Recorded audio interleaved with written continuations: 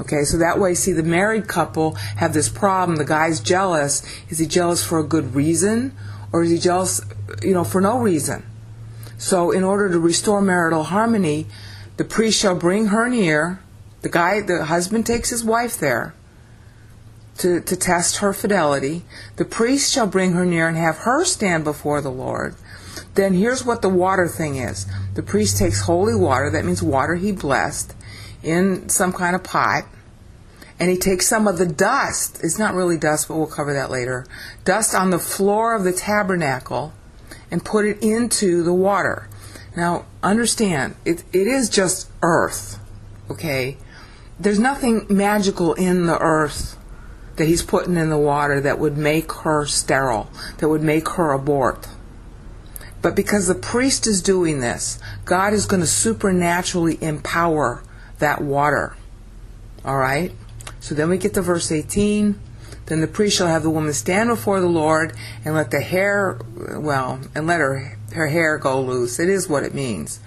And then place the grain offering of memorial in her hands. In other words, this is a metaphor. The hair is going loose. That's what happens when you go to bed. All right? Placing the grain offering of the memorial of jealousy in her hands, putting it in her hands is saying, is it her fault or not? Okay, so that's like the test.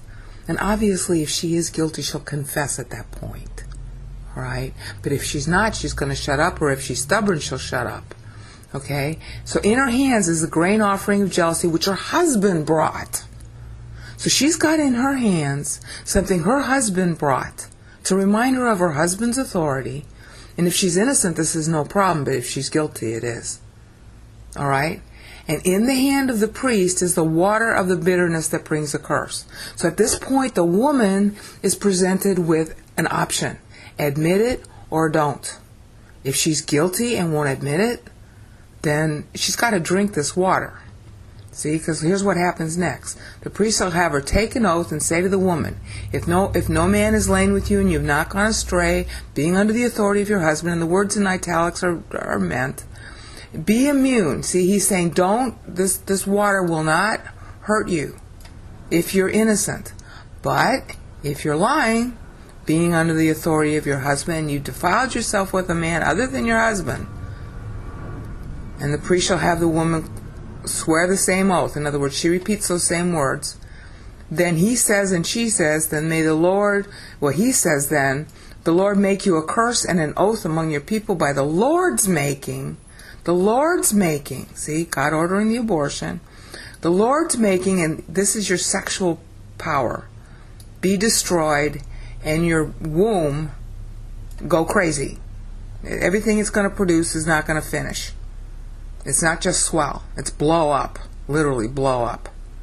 Okay? And this water that brings a curse shall go into your stomach and make your womb blow up and your sexual ability destroyed.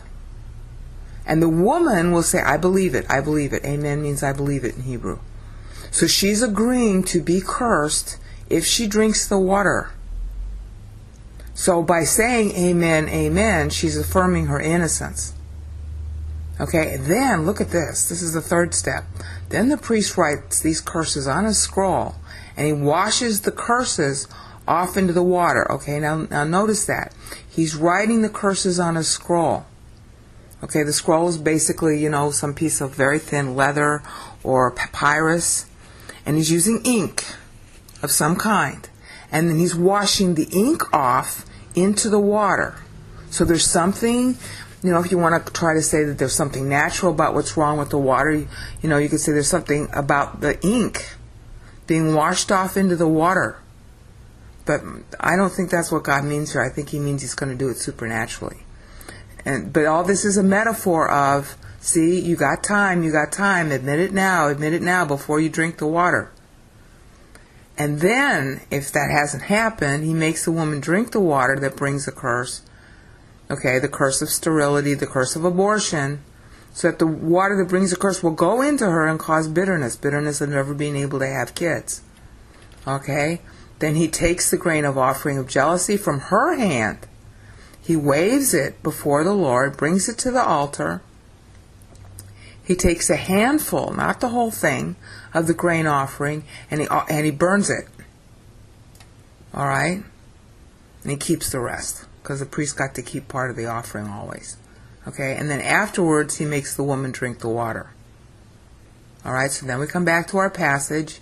When he's made her drink the water, it'll come about that if she's lied, then this abortion curse will go into her and cause bitterness of always being sterile, and her abdomen is really womb, will blow up, and her sexual ability will be destroyed, and the woman will be a curse among her people. But if she's innocent, then the water isn't going to damage her. She will be free of guilt and be able to bear children.